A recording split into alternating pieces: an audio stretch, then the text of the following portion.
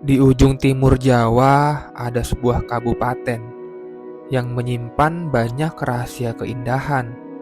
Gunung yang gagah, air terjun yang memukau, dan desa-desa yang ramah menyambut siapa saja yang datang. Kali ini aku akan melangkah ke sana sendiri, bermodal motor dan rasa penasaran. Dalam perjalanan panjang kali ini, dimulai dari Denpasar, Bali, menuju Lumajang, Jawa Timur. Selamat datang di episode pertama Solo Traveling. Backpackeran, motoran, sendirian, tidur di jalanan, dan keliling indahnya alam Indonesia.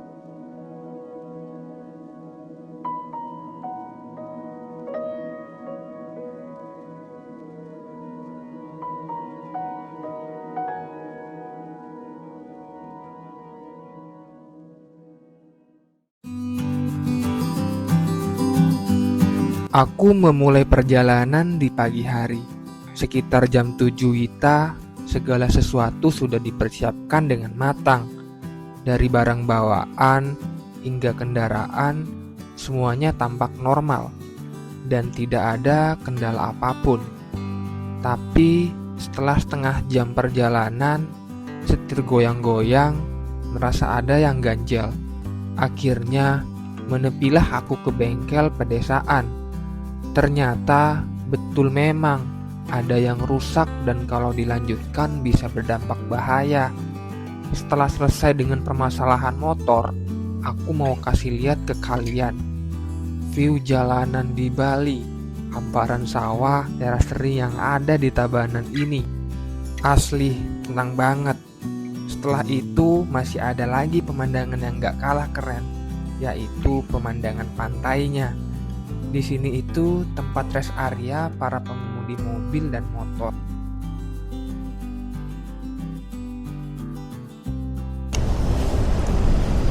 Oke guys, sekarang udah jam 9 pas. Jadi aku sekarang sudah berada di Kabupaten Jemberana. Jadi hampir separuh perjalanan untuk mencapai pelabuhan Gilimanuk, Ketapang. Jadi tadi saya berangkat dari Denpasar itu sekitar jam 6:30 lah ya. Karena tadi ada kendala, motor setirnya nggak nyaman, jadi harus ke bengkel dan benerin dulu.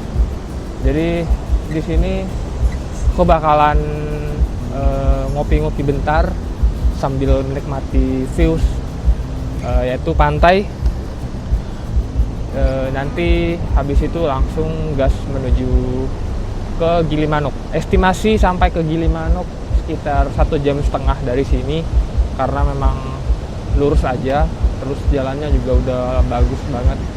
Jadi ikutin perjalanan aku menuju Lumajang. Let's go.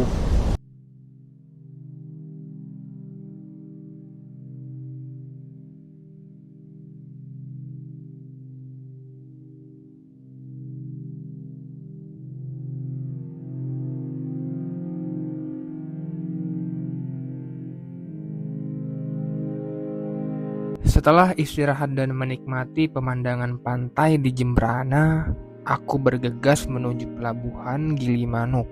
Perjalanan memakan waktu kurang lebih 2 jam untuk sampai ke pelabuhan. Banyak truk saling salip-salipan tidak menggentarkan semangatku menuju Lumajang.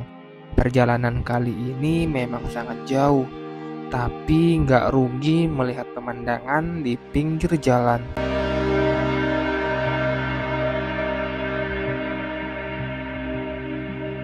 Akhirnya tibalah aku di pintu gerbang Taman Nasional Bali Barat, jalanan terakhir sebelum menuju pelabuhan Gilimanuk. Di pelabuhan hari ini sangat sepi, tidak ada kemacetan di jalur kendaraan. Aku pun langsung diarahkan oleh petugas menuju gerbong kapal. Nah, aku biasa beli tiket online sendiri di aplikasi Verizi. karena biaya admin yang murah dan sering ada potongan harga. Untuk tiket sepeda motor dikenakan 33.000.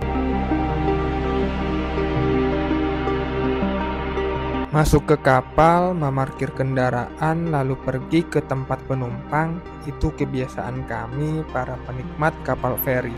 Sekedar meluruskan punggung sambil makan siang dan menikmati angin sepoi-sepoi di tengah laut. Sungguh kenikmatan yang hakiki. Perjalanan akan memakan waktu kurang lebih 1 jam untuk sampai ke pelabuhan Ketapang.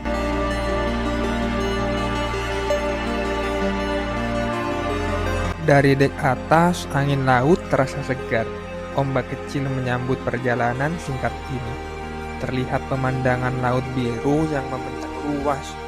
Dengan siluet gunung di kejauhan menambah suasana menjadi indah. Perlahan kapal bergerak, meninggalkan Pulau Bali dan mengarah ke Banyuwangi.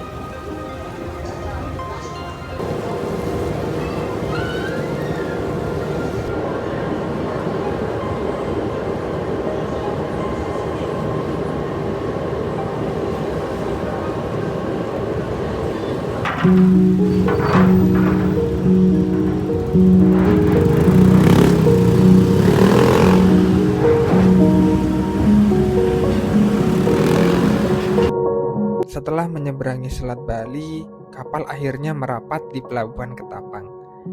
Aku pun turun dari kapal, meninggalkan dermaga yang sibuk dengan kendaraan dan penumpang.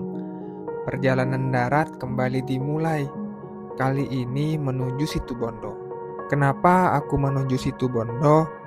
Karena seharusnya perjalanan dari Banyuwangi menuju Lumajang bisa lewat jalur Kumitir.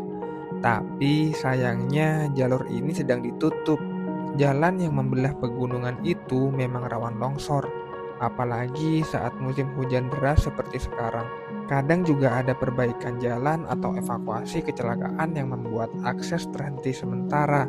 Penutupan ini memang bikin perjalanan jadi sedikit lebih panjang, tapi semua demi keselamatan.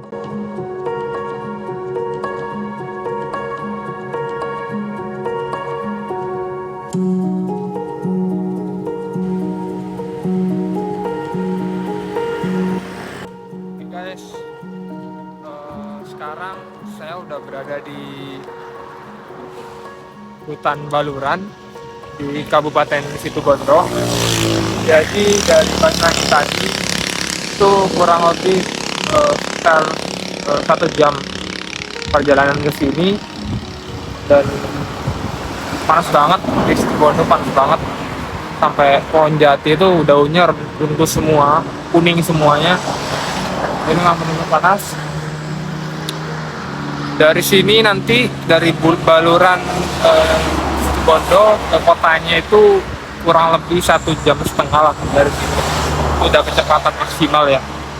Jadi aku bakalan istirahat dulu sebentar sembari ya ngerokok, ngopi. Habis itu kita lanjut OTW menuju kota Situbondo. Terus estimasi sih nyampe Lumajang jangan sampai malam sih ya, karena ini pertama kaliku ke Lumajang, jadinya aku agak-agak ngeri sendirian guys. 5 kabupaten akan aku lalui. Pertama ada Kabupaten Banyuwangi, terus ada Situbondo, Bondowoso, lalu Jember, dan yang terakhir yaitu Lumajang. Bayangin tuh muka cebong kena sembur knalpot truk, itu pasti. Pantat tepos berjam-jam duduk di jok motor, ya tentu. Dan akhirnya setelah 10 jam berkendara, aku sampai di kota Lumajang. Ini baru kotanya. Masih ada 1 jam lagi untuk menuju homestay.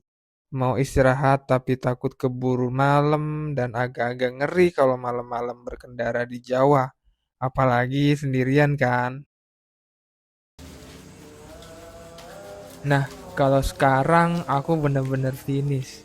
Aku sudah nyampe dan langsung disuguhi minuman jahe. Memang pengertian banget teman saya yang satu ini. Lepas sepatu sekedar meluruskan punggung yang sudah lelah karena berkendara seharian dan berbincang-bincang planning perjalanan untuk besok. Lalu tidak lama kemudian aku berberes-beres dan bersih-bersih. Lalu istirahat di tengah dinginnya desa Candipuro. Sampai jumpa besok pagi.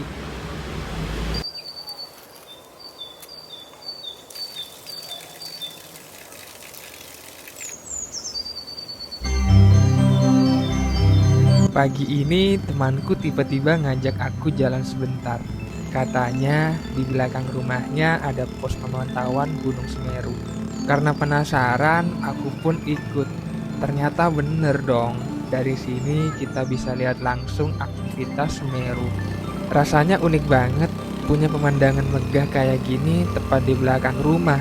Bukan cuma jadi tempat pantau, tapi juga jadi pengingat betapa dekatnya masyarakat dengan gunung yang selalu dijaga keberadaannya.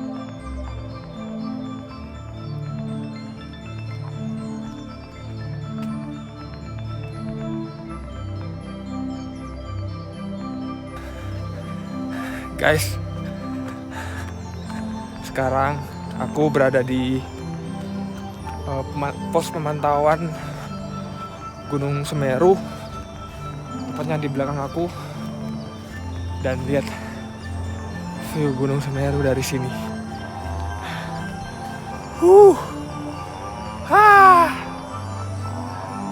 Udaranya sangat sejuk. Ada warung juga. Gila, keren banget guys.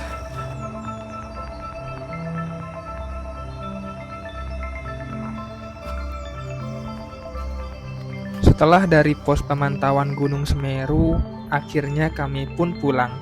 Pulang untuk siap-siap menjelajahi indahnya tanah Pronojiwo. Sebentar lagi perjalanan akan dimulai.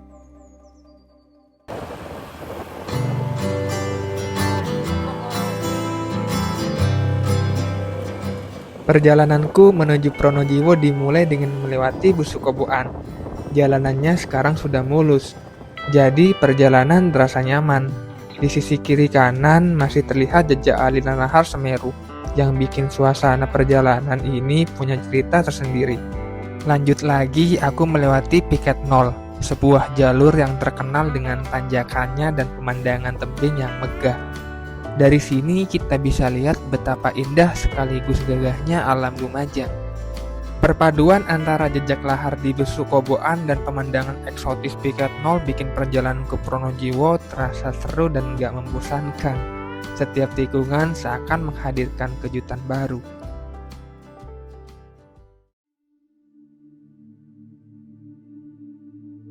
Setelah melewati perjalanan yang sangat indah, sampailah kami di destinasi pertama, yaitu Coban Sriti. Dari kejauhan, suara gemuruh air sudah terdengar, membuat langkahku semakin bersemangat. Dan benar saja, begitu sampai, aku langsung dibuat kagum. Air terjun tinggi menjulang, dikelilingi tebing hijau yang menambah kesan megah. Tapi ada satu hal yang bikin aku kaget. Ternyata ada pelanginya. Sinar matahari yang menembus butiran air membentuk warna-warni indah di depan mataku. Rasanya luar biasa, seakan alam sedang menunjukkan kejutan kecil yang gak semua orang bisa temui. Coban Sriti benar-benar bukan sekedar air terjun, tapi pengalaman yang bikin hati tenang sekaligus takjub.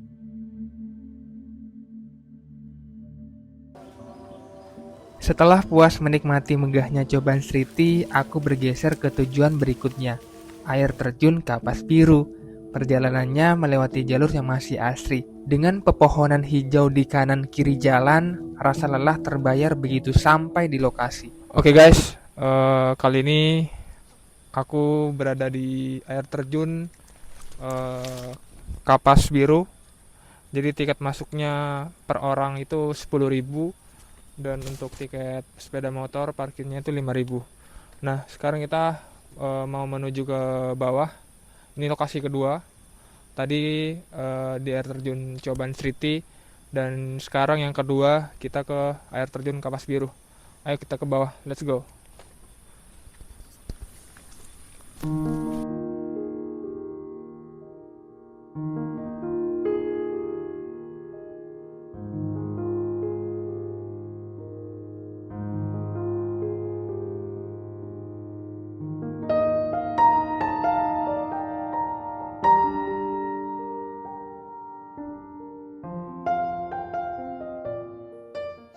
Oke guys, jadi untuk menuju ke air terjun Kapas Biru itu yang ada di Lumajang, kalian harus menuruni anak tangga sebanyak mungkin karena air terjunnya tuh masih jauh di sebelah sana, belakang saya, dan itu bener-bener curam guys. Jadi memang harus ekstra hati-hati dan kondisi kalian juga harus bagus. Oke, kita let's go langsung ke bawah.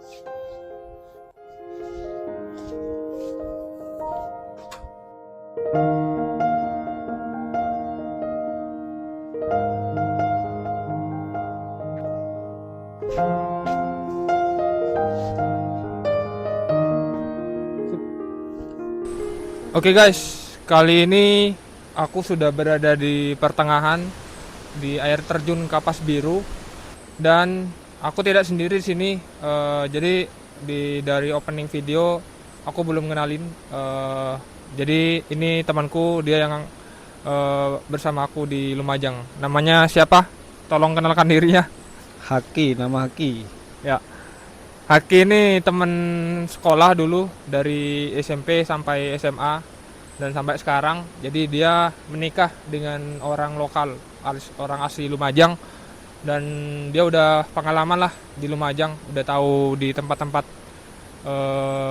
yang bagus di Lumajang. Terus habis ini kita kemana lagi? Habis dari Kapas Biru. Panorama Kapas Biru. Oke guys, jadi di Lumajang ini ada dua spot, di air terjun Kapas Biru ini ada dua spot.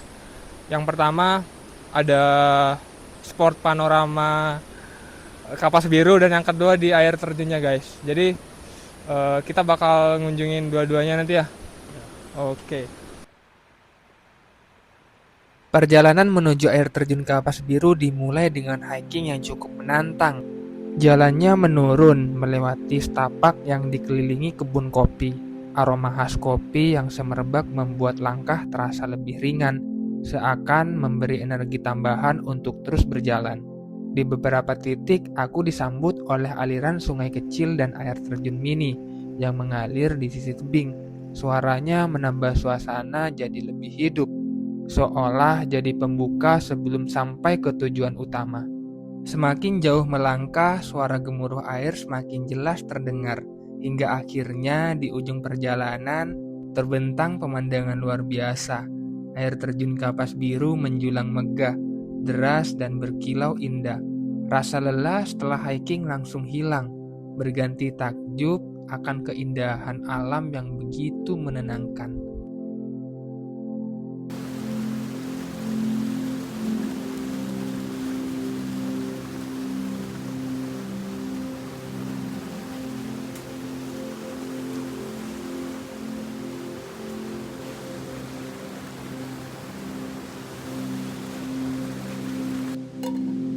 Setelah puas menikmati derasnya air terjun Kapas Biru, aku menyalakan kompor kecil yang kubawa dari rumah.